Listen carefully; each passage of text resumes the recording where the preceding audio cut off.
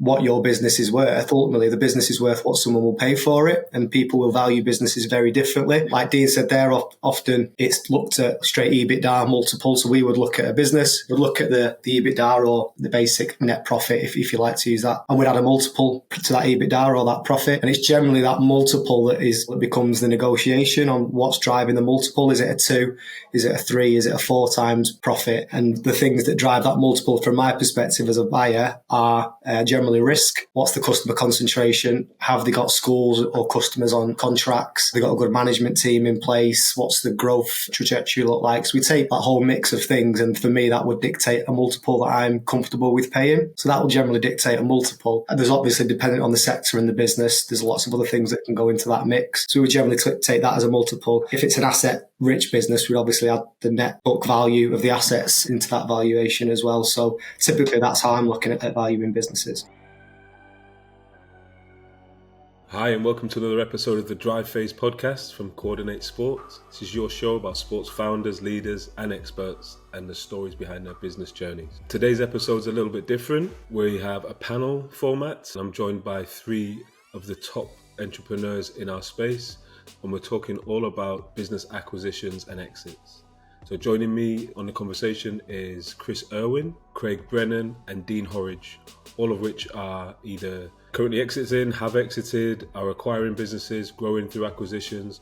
So we talk all about that, and in a space and in the sector where there's consolidation happening at the moment, and as the sector starts to mature, we can only see this happening more and more. So it's great to hear from them firsthand, hear any of their kind of war stories and tips and hints for any of those business owners to consider if they're looking at a strategy of exiting soon or acquiring further businesses. So enjoy the show. Delighted to bring to you another episode of the Drive Phase podcast today.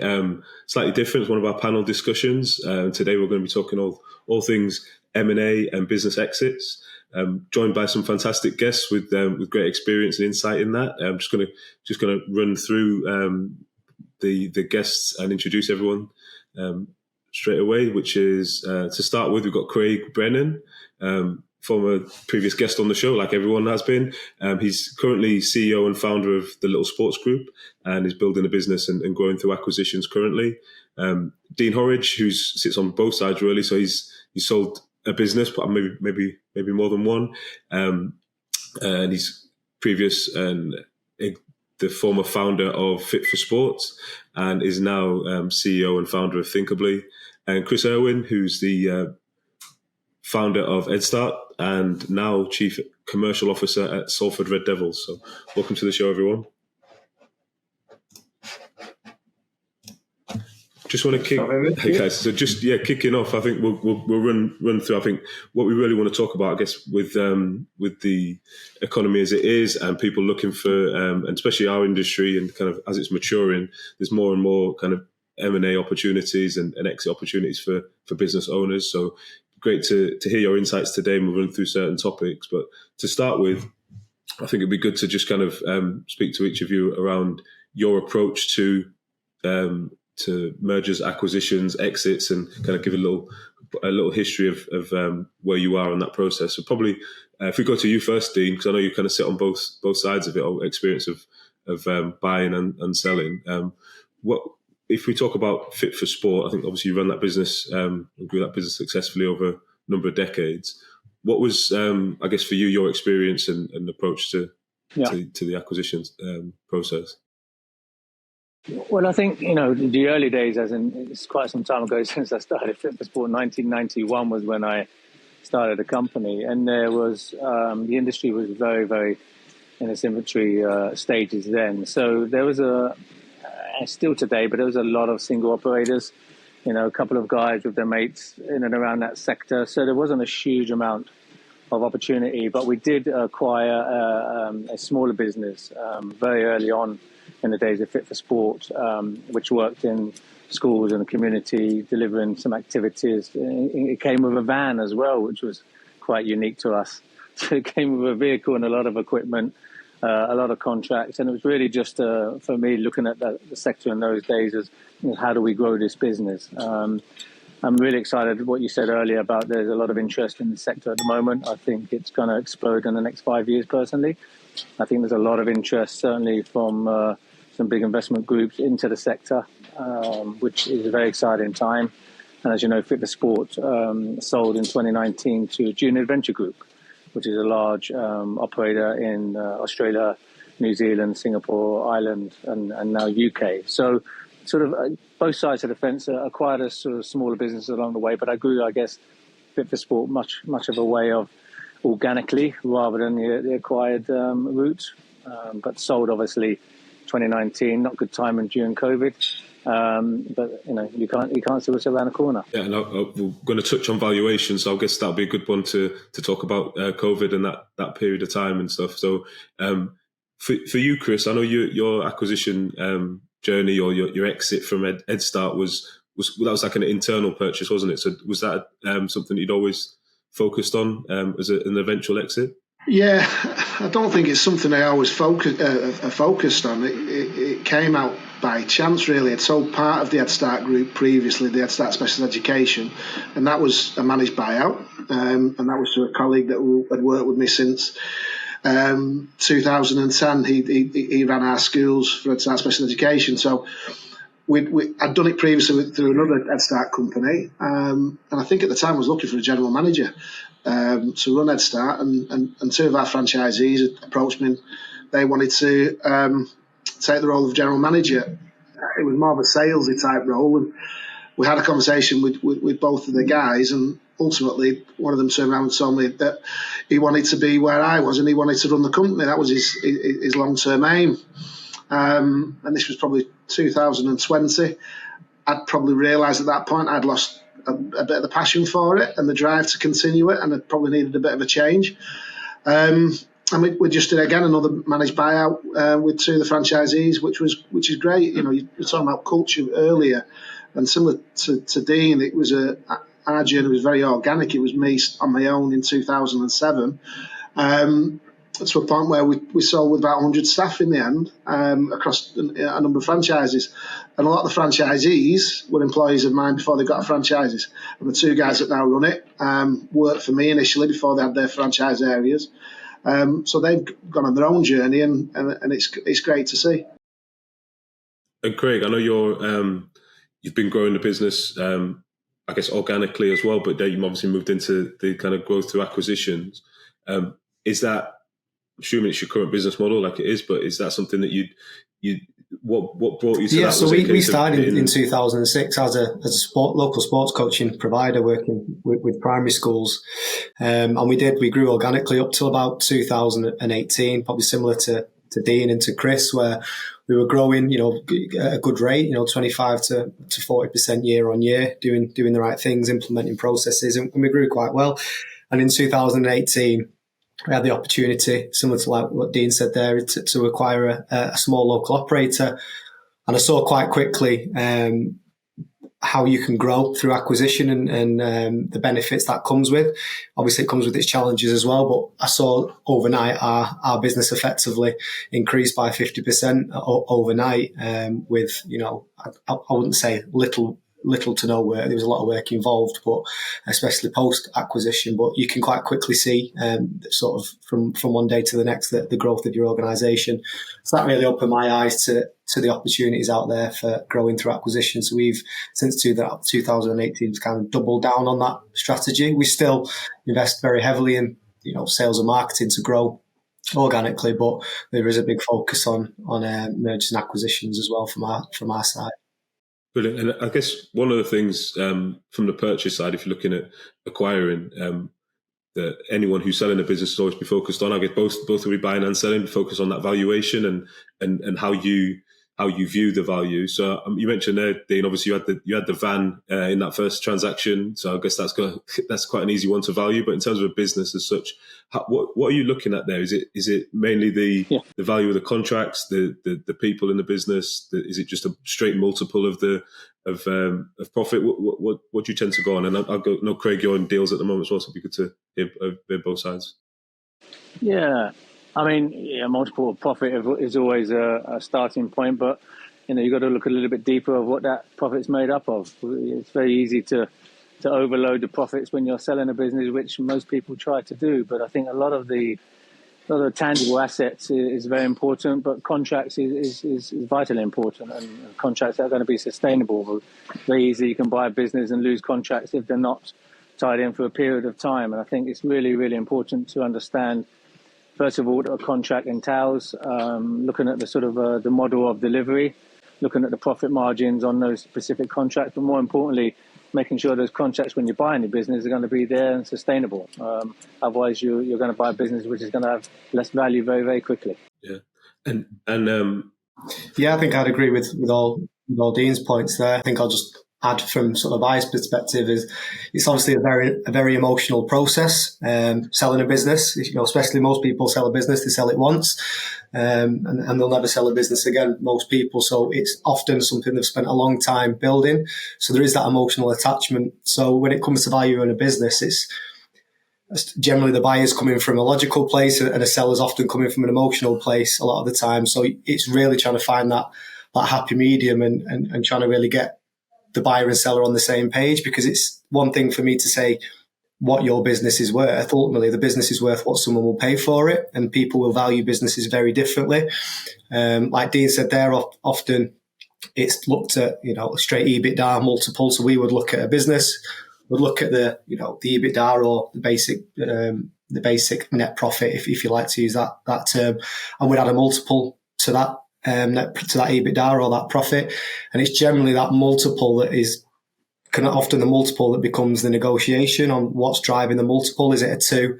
Is it a 3? Is it a 4 times profit? And the things that drive that multiple, from my perspective as a buyer, are generally risk. So what's the customer concentration? Have they got schools or customers on contracts? Have they got a good management team in place? What's the growth trajectory look like? So we take that whole mix of things, and for me, that would dictate a multiple that I'm comfortable with paying. So that will generally dictate a multiple. There's obviously, depending on the sector and the business, there's lots of other things that can go into that mix. So we would generally take that as a multiple. And then if it's an asset-rich business, we'd obviously add the net book value of the assets into that valuation as well. So typically that's how I'm looking at valuing businesses. I guess you touched on the kind of emotional component. Do you feel like now when you go into negotiations that the buyers and sellers or the owners of the businesses are pretty far away from where you want them to be, or where you think the value is? Is it hugely different? No, it depends. If they've come through a broker, it can depend what broker they've used. There's some fantastic brokers out there, and there's some not so good brokers out there. So if they've been speaking to a broker, from my experience, who has set a very high expectation of valuation, they've kind of anchored that price. It's very difficult for us to then bring them back down to earth. There's some fantastic brokers out there that will speak sense with sellers and go, actually, this is what we think your business is worth. And it's a lot easier conversation to have. So yeah, it depends where they've come from, if they're listed for sale. But it really does vary. Most 9 out of 10 people, as you can imagine, are pretty logical people. The business people, they get it. So it's 9 out of 10 are quite logical with it. And even if they're not, once you explain the logic of your calculations and your valuation, they generally understand it. Every now and then you do come up against people that are just too far away from your expectations. But ultimately, it's their business. You can't tell them it's not worth that, because to them it probably is. Definitely. In terms of the process that you touched on, the kind of initial kind of, how do you call it, lead generation or deal sourcing, etc. You touched on like brokers maybe bringing businesses to you. But I know, Dean, you've been involved with the JAG side of things, where they're still growing and still looking for acquisitions. With that one, with them being such a large organisation, are they kind of tailoring in and focusing in on a certain factor, whether that's a certain EBITDA, size of business, or service offering? How does that definitely. I think from a JAG perspective, they are looking for, and they've done some acquisitions and looking for a few more acquisitions in the sector, but on a larger scale. And so they're not sort of interested in, I guess, at the sort of the smaller scale. These businesses need to be quite substantial, turning over several millions and having a good profit line for them to be attracted in the acquiring of their services and contracts. But there's not many, as I said earlier, not many at that size, at that level in the sector at this point, because it's still quite fragmented in my view. that I think will change over the next 5 years. But from their perspective, when they've got a portfolio of I guess, the sort of value of the business delivering to kids, they're looking for a quick gain on a higher value of, I guess, an income line, which for their perspective is it's several millions, and there's not many several millions in the sector, unfortunately, just yet. What's the space? So if we're going to talk about that process, and I think due diligence will be a big one. I mean, Chris, for you, with it being an internal buyer and someone who was almost chomping at the bit to take the business to another level or in their own direction, was that negotiation around, I guess, valuation for you could have been a bit easier as a seller because you knew you had a buyer who really wanted it? They're probably not going to go and buy another business. Yeah, it's a much simpler process. It's 100%, yeah. I think they wanted me out of the way, really. But now, it's a simpler process because you're selling it to people internally. They understand the business. They understand the margins. They own franchises themselves. They knew how the business operated. They knew the types of contracts they were dealing with. So, the negotiation process was very, very simple. I put a figure to them, and they both bit my hand off. At that point, I wish I'd added another zero to it. But it was, I think it was right. It was a fair offer from me, and it was a great opportunity for them. So, it was a dead simple process for me, really. And if we're talking about kind of the shape of the deal or the financing of a deal or how that's paid for you, Chris, was that something that was, if you got, I guess you call it like an MBO, I'm assuming, was that something that they were able to raise external funds, or was it one that's got more of an earn-out angle to it? And it'd be good for the other guys whether you could touch on kind of what the deals look like. So managed buyout. Yeah. So the way a managed buyout works is they'll pay initial fee initially, which was a percentage of a fee, and then the rest of it will be taken. We'll agree terms, but they'll be paid over a 3-year period, and that'll be taken from their dividends. So they may have a period of time where they're not taking any dividends from the company, and that comes, and it's a minimum payment that they have to make. If they don't have the money in the company to pay it, they've got to find another way of paying it. But you work out that managed buyout that there should be plenty in the kitty to pay me off over a period of time. There's tax implications with that, which are beneficial as well. When you do a managed buyout, there's entrepreneurial rates that you pay when you paying your tax bill at the end, so you don't have to pay a big whopping fee. I think you just pay a smaller percentage because of the way it's done. Guys, would you say that's typical for the other type of deal? Maybe, I know Dean might have been involved in maybe larger transactions for maybe larger businesses, but Craig, I know the general format of the deals, are they all pretty similar along those lines, or do you have? Yeah, I mean, well, obviously we take on a business case on a case by case basis. So we take it on a case by case basis. So ultimately, we'll look at the cash flow of that business, what free cash flow it kicks out, and then we'll look at the best way to finance that deal. With the finance market the way it is at the moment, it's very difficult to find finance. And you actually find the smaller the business, the more difficult to finance it is. The bigger the business, people are willing to bite your hands off to back you on that finance. So we have to be creative with some of the deals. Often we will always have a deferred element in there, which is what Chris is speaking about. So we effectively pay him from the profits of the future profits of the business. A lot of sellers, some sellers sort of say not a lot. Some sellers don't want that. They want everything on day one. So you've got to find, the right business to kind of acquire. And what you do find with a lot of the smaller businesses, I'm talking sub 1 million in revenue, is that the due diligence is quite difficult because they don't have a lot of the paperwork and a lot of the reporting in place. So you kind of have to protect yourself really with some sort of deferred element and a clawback mechanism within your contract that if the numbers don't stack up, you've got your warranties and indemnities in there to kind of protect you going forward. So it is a really good way of buying businesses without having to leverage a load of finance and also protect yourself at the same time. Whether you link that to performance is a different conversation. We don't generally link it to performance because the business owner leaves the business when we buy it, so it wouldn't really be fair to link the performance to that. to the deferred element. That said, if they were trying to value the business on future performance, then we may link them to an earn-out. But so far, we haven't done that. Got it. And Dean, I know when you sold Fit for Sport, that was to the wider group. And what was the transaction like there? Because did you go on to obviously work with JAG and support them in their efforts to roll out and purchase more businesses?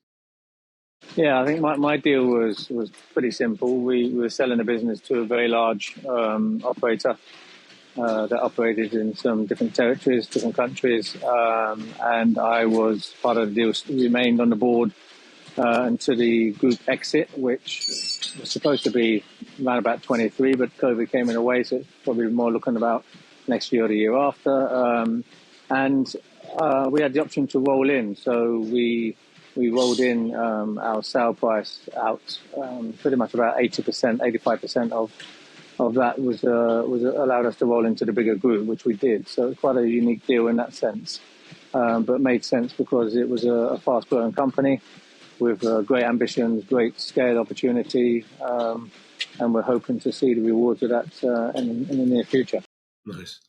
So we touched on the kind of due diligence process. It'd be good to, I guess at this point, look at anyone who's listening who's maybe thinking of selling their business in the future. It might be a good insight for them to kind of get their ducks in a row now. And that process of DD, what is it that we're looking for in that? And it'd be good if there's any war stories that you've had, things that have popped up while you've been going through it. So yeah, I don't know if maybe Craig, you want to touch on that one. I know you're doing a lot of deals, and maybe might have some insight on that one. Yeah, absolutely. I mean, just for people who are listening, to give them a bit of clarity, I'm doing sort of a buy and build strategy in two sectors. We've got the education / sports coaching sector, and also the children's daycare nurseries as well. So I've got two businesses that we're doing in them. There are a lot of similarities.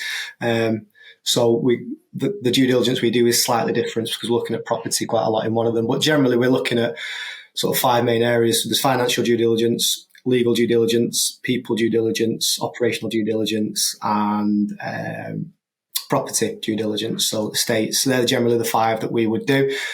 We send a shopping list to the potential seller, and they would effectively say whether they've got it. They'd red, amber, green it with the quality of data they've currently got, and they drop it into a data room.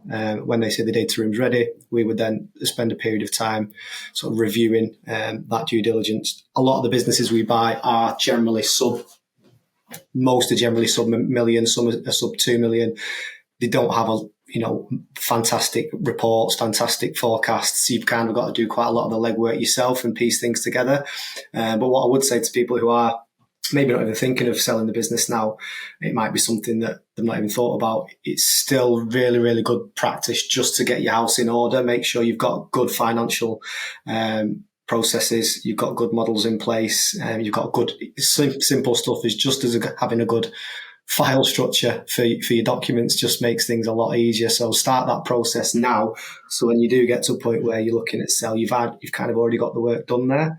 The amount of people that we will walk away from before we've even opened the folder based on how long it takes for them to put due diligence together because they've not got any of the stuff or because of the structures they've got, just tells us that if the folder structure's a mess and it's taken them 3 months to give us simple documents, it's kind of signals for everything else that's about to follow. So as often we will just duck out at that point. So for us, it's a huge sign about the operational efficiency of a business.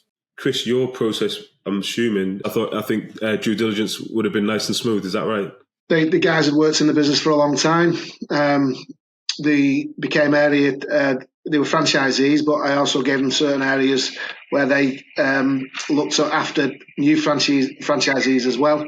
And we did a lot of kind of work on quality assurance. We're members of the Children's Activities Association.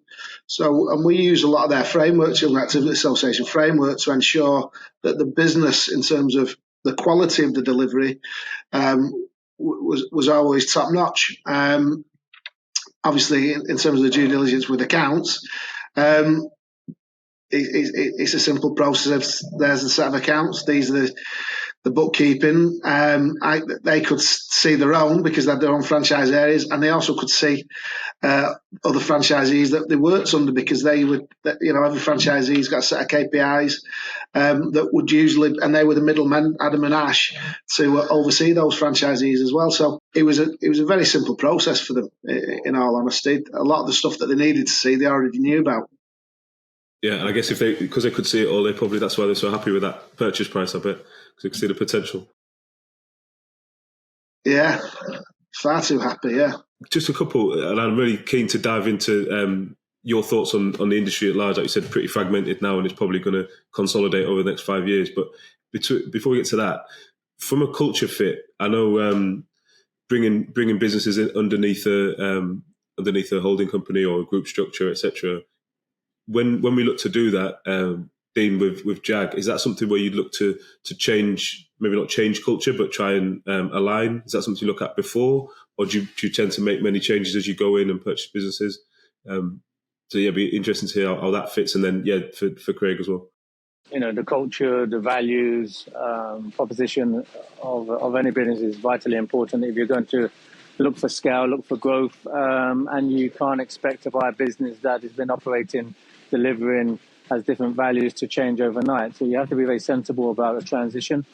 And I think it's really important you don't go into a business that seems to be working well and try and make changes too early, too quick for no apparent reason. Then, the values of your business and the way you deliver. So I think being patient in that from acquisition side is really important, because even the staff who you're acquiring under the new potential buy-in or acquisition, they take time with new training, new resources, a new way of, daily activities could be very, very disturbing to them as well. So you have to tread very carefully. And I think, have a plan of integration over a period of time, because it does, and we've found previously, if you try to do it too quickly, it doesn't quite work. So, the values of any business are very, very important, and they have to be right, and they have to be trained, and they have to be integrated partly over a period of time from my perspective. And I think going back to, the DD question, anybody listening to this is going into potential sale or looking for that. You really got to get your backyard in order before you engage with anybody, because it's very frustrating, as Craig probably knows better than anybody. Someone coming to a table and saying they've got a lot in order and finding very quickly they haven't, and very quickly that deal will disappear under their doorstep. So really, really got to spend a bit of time getting their own ship in order before they even go into this journey, from my perspective. Yeah, I think Dean's right. If I can just add to that, I think the one thing that really took me from surprise, just when I especially when I did my first acquisition, I didn't really think about the people piece, and it's such an important piece. For me, I'm a very process-led, logical person, so the people side of it isn't my strength. I've got a fantastic HR director, and I'm learning all the time, but it wasn't really on my radar at first, but it's such an important piece of getting the people right, because if you've got a class of cultures, it's a recipe for disaster, and the smallest thing that you won't have even thought about could be a huge thing. I'll give you an example. So we acquired a business and they didn't even have staff. They'd not been given staff uniforms for 2 years. They were wearing some of their own stuff. It was, mishmash, and they'd not had any of their own stuff. So one of the first things we did was send uniforms to the staff on the first day. And we thought they'd be absolutely over the moon. Turns out it was the worst thing they could have done, because they didn't like the colour. And it was as simple as that we didn't think that would be an issue. Anyway, we had to have a huge staff meeting about it and talk about the reasons that, professional standards and why uniform is important and everything. Didn't even enter our minds. You can completely think you've got everything covered, and something like switching the kettle for a new kettle will completely blow their minds. So the people piece is really, really important, and we invest heavily in that side of things now, and making sure that, like Dean said, it's number one, it's done slowly at the right speed, but also you take them with you on the journey. It's not a dictatorship. We're in this together and we're moving forward and we're taking steps for the right reasons. So it's about bringing them on that journey, I think, is kind of the key piece that I've learned. Yeah, definitely. And I assume it's a bit of a vulnerable time for all the employees, especially if they've just been bought out or taken over. So I guess they're worrying about what's going to happen. So maybe that's one of the reasons for the reactions. Looking at the wider landscape of the sector as it is now, and I know, Dean, you touched on it to start with, but it'd be great to get your insight from your experience in the sector, working in it, and like you said, doing deals within it. What do we see for the next 5 years And probably good to start with Dean. I know you touched on it initially. What's your thoughts on you're super optimistic, positive to start with? So it'd be great to hear kind of why you think that. I'm not quite sure if I picked that up, James. And if it was me to answer that, I think, because the line wasn't very good there, I think he was asking more about insights into the sector moving forward. Was that correct? Yeah, that's right. Yeah, exactly that. Yeah. I think the sector is really, really exciting. In fact, I'm thinking of coming back into the sector. I'm so excited about the possibilities over the next 5 years. I think it's a really, really exciting time for. Look out, everyone! Not only for the companies that already exist. I think there's a lot of movement, a lot of sounding boards, a lot of discussions on supporting families more in and around this physical activity, this childcare positioning, which I think a lot of other countries do extremely well. And I think it's only going to grow. It's only going to improve. The standards I find across the sector really, really improving over the last 2 years specifically. They've got a long way to go, we know, but I think I'm really pleased with the professionalism of the sector. It's really moving at an accelerated pace, in my view, of training, qualifications, programs. We've got to remember that all of our businesses, whether it's new, existing, or someone coming into the sector, you're only as ever good as the people that are going to deliver to the last child in your care. And I think that's, if you can start with that in your head and leave with that in your head, we're going to have a great position to make changes and last a lifetime for children and engagement. And that, to me, is really coming at the forefront of the movement in childcare, which is that we're putting children first, but it can't happen on a big scale unless the government, whoever that may be, whenever it may be, puts their hand in the pocket and supports a lot of vulnerable families and children out there that need our support. And I think that is on its way, which is why it's an extremely exciting space as far as I'm concerned. And for you, Chris, as well, I mean, looking at it from your experience, and I know some of the other businesses you've been involved in, even now working on the kind of the pro side of sport, what do you see for the sector the next 3 to 5 years? Just echoing what Dean was saying there is, when I sold at Start, there was a certain sea change in professionalism. I was always very big on driving the standards up across the sector, which is why I got involved with the Children's Activities Association, why I got involved with UK Active. And, going back 5 years ago, organisations like AFPA look down the noses a little bit at sports coaching providers. They're now working with sports coaching providers and delivering various qualifications. I used to find it incredibly frustrating when I used to have coaches that wanted to put on a gymnastics course, but because they weren't qualified teachers, we couldn't work with British Gymnastics. British Gymnastics are now on board. So I think what's happening now across the whole of the sector is that it is becoming more professional. There is a lot more collaboration, and there's a bigger drive to improve those standards. And I think Dean's absolutely spot on what he's saying, because of it's becoming more professional. That the sector in the next 5 to 10 years is going to thrive off the back of it. Craig, I know you're sitting in that like you mentioned before, you're doing those two strategies at the moment across the two different buy and builds you have running. Do you see those two sectors coming closer together, like the classic childcare and obviously sports coaching, physical activity? Yeah, I do. I mean, you get quite a few providers now that are operating wraparound provision, but also operate full daycare provision as well in the way of a nursery. So, and a lot of nurseries do have a bolt-on wraparound provision. So there is that connection between the two sectors. And although both of the sectors have a lot of synergies in regards to staffing challenges, retention of staff, recruitment of staff, compliance, a lot of the similar sort of challenges that they have, they're also very different when it comes to the demographics of people operating those businesses. So in the education sports business, it's still quite, I wouldn't say immature, like Dean and Chris have just said there, that the sector is consolidating a little bit and it's starting to mature in terms of size and I suppose quality of organisations, where a lot of the demographic of people operating those businesses is quite young, relatively young when you compare it to the daycare sector. It's generally people that I'm buying off who are looking to retire, whereas in the education sports coaching side, it's people who are looking to move on to a different business opportunity, whether that's property or something else. So the reason for people selling in each sector seems to be different. I think mainly that's down to low barriers of entry in the education and childcare sector. There's no huge assets to go and acquire. It's a relatively easy business. I say easy in inverted commas, easier business to set up. The way I did it with a bag of football, some cones and markers when I was 21, I didn't really have much to lose. I was still living at home with my parents. So if it failed, I was back in my parents' house, and that was the way it was going to go. So there was no big risk for me.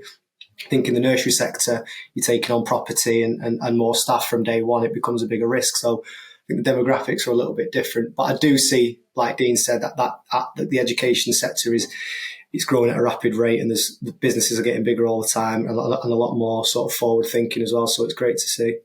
Yeah, and I guess we had the conversation, I think, with everyone when we spoke previously around like franchising versus kind of organic growth. And I think bringing in growth through acquisitions, would you say that maybe everyone's got a different thought process on it, but previously the sector, the larger operators have been franchises? I don't know if you agree, but now moving forward, do you think that it's going to be more so people consolidating and buying up the smaller businesses, smaller local operators? I know, Dean, if you want to touch on that one. Yeah, I think I picked up again what you're saying. I mean, the franchise model has its place. I never went down the franchise route purely because I just didn't like the franchise model. Doesn't mean it doesn't work and it can't deliver the same services and quality. I think there's room for both. I think it's really interesting. There's still, I still look around the sector, and I know a lot of areas still have huge amount of small operators, one or two, three or four people operating a very, very small business. So there's a lot of room for consolidation in those areas and supporting them. They don't have the systems and processes and people power in place to support them. But nevertheless, I do think, there is an understanding that actually the sector that we work in and we deliver in has its place in providing a service. And I think, going back to when I started this, it was almost seen as it wasn't professional. It was just people coming in to cover some hours because we need someone to fill the space delivering some sports and activities. Those days have gone. And as far as I'm concerned, the sector needs to work better together, and really have one voice, work with government, work with some of the organisations that, I think going back to Chris's point, they have protected the government's side of things and kept us at arm's length, unnecessarily in many views, unnecessarily because I think the quality has been there and the impact and the support that we have for children is second to none.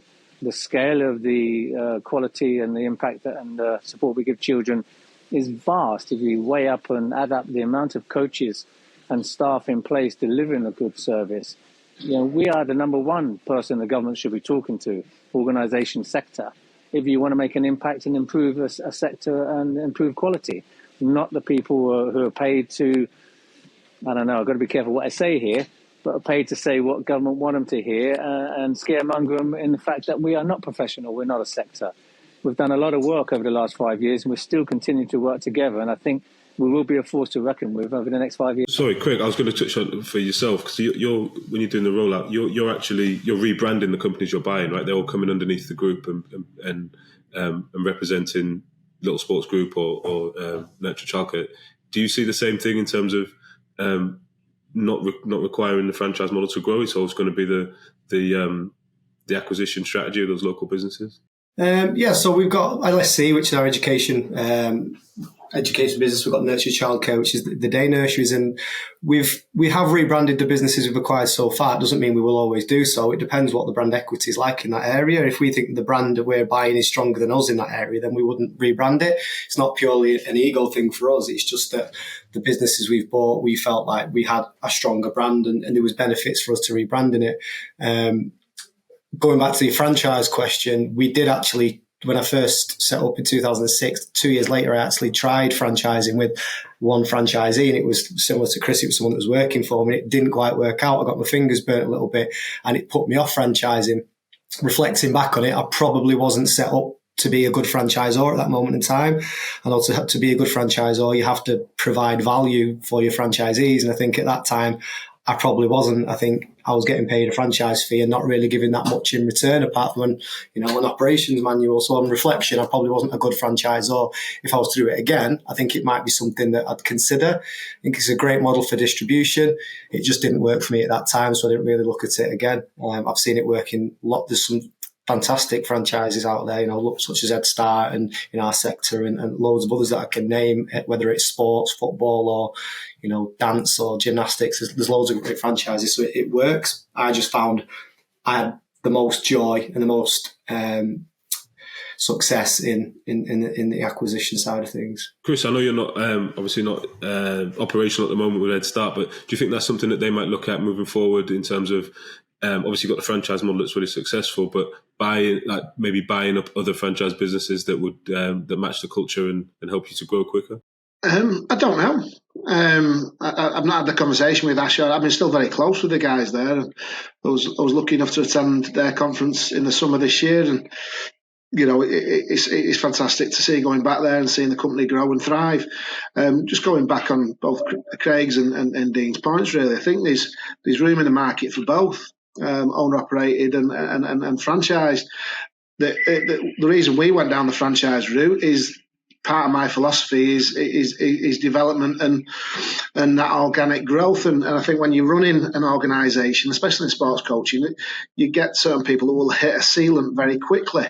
And it was an opportunity where you can move them into a franchised area that they can run. They've got some autonomy to run the company themselves, but they can take them onto another level of earning, and they have that autonomy to run that company themselves. And if you look at a lot of the franchises within Ed Start, they started off as members of staff. And so it's that organic growth that starts from within and shoots out. And that was always the plan, really. We never really wanted to get a franchise on the southeast coast of the UK, being from the northwest. It was all kind of bit by bit, moving into different areas across Greater Manchester and the northwest. And it was people from within the organisation that were running the franchisees. So that is a model that we maintain that kind of quality control, and also that we're giving those people opportunities to develop and nurture as business owners. Nice. And just a final question from me is looking at the sector. We talked about the sector and we're bullish about it moving forward. With looking at sustainability, I know there's funding, and Dean, you touched on the government providing additional funding, etc. But what's everyone's thoughts on where we are now in terms of maybe reliance or over-reliance in some areas on certain funds, whether it's half funding coming down from government or PE premium, those type of things. What's your opinion on where that stands at the moment? I'll probably throw that to you, Craig, to start with. I think we've always tried to operate our business where we don't rely too much on any one type of funding. I think it becomes a risk if that happens. I think we're obviously different parts of our business is reliant on some funding. So we have got the PE school sports premium, which a lot of our schools will use us for teacher CPD. So that's great. And I think that's been sort of earmarked for a few years now, which is great because it was always announced previously at 5 p.m. on the 29th of July for the next year. And that's now starting to come out a little bit earlier for a bit longer. So that's great. I think there's a lot of work going on. I know there's I think JAG and a few other companies are looking at putting a bit of one single body together to lobby the government about the wraparound care funding, trying to get more parents back into work and children back into wraparound care. So I think that in regards to funding and sort of government subsidy, I think that's looking really, really promising for the future. I think the government have got to do something about that and make sure that parents are getting back into work. And to be able to do that, they have got the opportunity to put the children into wraparound care. So I think that the landscape in that regard looks positive. But I also think as a business, we've got to make sure that we're not 100% reliant on that we do have, other funding models, private fees, etc., to stay sustainable. Just your opinion on that funding piece. Obviously, with the franchises, it being a sustainable model and looking at moving forward. As a company, you can't be reliant on one revenue stream, and I think from when we started in 2007, we looked at having a range of revenue streams coming through and weren't reliant on one or the other. I remember, I think it was about 2013 when the P and Sport premium came in, and it was always a risk that it was going to disappear, and the schools needed to show they were sustainable without using P and Sport coaches, and so we kept our revenue streams very wide and open. We had after school clubs, holiday clubs, we had PPE. We utilised the stuff around the P and Sports premium where we're upskilling teachers, which I find that frustrating still, because we do these sessions and these sessions are still delivered with teachers in the classroom, and you'll see a teacher on a bench marking books and not getting it fully engaged. But so I think that the schools need to do a little bit more as well, and getting the buy-in of schools, to ensure that these things are done correctly and in the manner that they should be. But as a business owner, keep have multiple revenue streams, because if you rely on one, there's no doubt in the market that we live in, you'll die a death very quickly. And Dean, probably a good one to wrap up. I know you're talking about, Craig mentioned there around kind of lobbying and looking for wider funding, or maybe more sustainable support for the wraparound care element from government. So it might be a good one to touch on that before we wrap up. Yeah, I think the sector, as I said earlier, needs to have one voice, and Craig and Jag and a few other really coming together very well and creating a consortium of one voice, but more importantly, an impact and I guess a steer from government perspective of, if there is money available, how that money should be spent wisely with impact. There's a lot of money being wasted over the years with quangos and all sorts in the sector, with very little impact on children as far as I'm concerned. And I think no matter what government, take the politics out, take the point scoring out, government needs to work with the sector in saying, if we did this, if we had this sort of money, what impact would it make and what sustainability should be there? Because there will be a lot of funding available in the sector for sure. But, very, very clear, do not build a business because of funding. And that won't work. That will not be sustainable. But more importantly for me, the funding should be an additional to support those families and children that need it, delivered by a quality sector that this is moving into. Echo that, Dean. Guys, thanks so much for your time. We'll sort of wrap up there and appreciate all of your insights, and it's been great to have you on, and definitely sure that the listeners have got a lot out of that one. So thanks so much. Pleasure. Thanks, Thank James. you, guys. Good to see you. Thanks for having us on, James. Cheers, guys. Cheers.